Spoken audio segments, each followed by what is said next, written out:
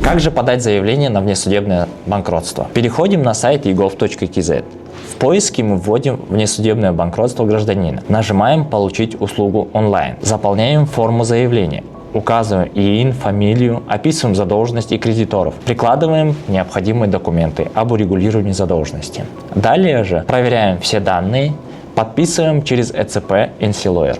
Важно помнить, что если же вы состоите в браке, у вас есть супруг или супруга, они обязательно должны дать свое согласие на то, чтобы вы стали банкротом. И следующий шаг – отправляем заявление. После отправки система зарегистрирует вашу заявку, и вы получите уведомление в личном кабинете. Важные нюансы. ЭЦП должна быть действующей. Обычно она выдается сроком на 1 год. Заявление могут отклонить, если выполнены не все условия внесудебного банкротства. Например, если долг больше 1600 ММРП, или же уже идет судебное разбирательство. Если заявление принято в сведения, автоматически передаются в налоговый орган. Давайте подытожим. Итак, вы видите, что процедура несложная. Сначала получаем ЭЦП, затем через egov подаем заявление. Главное внимательно следовать инструкции и проверять все данные.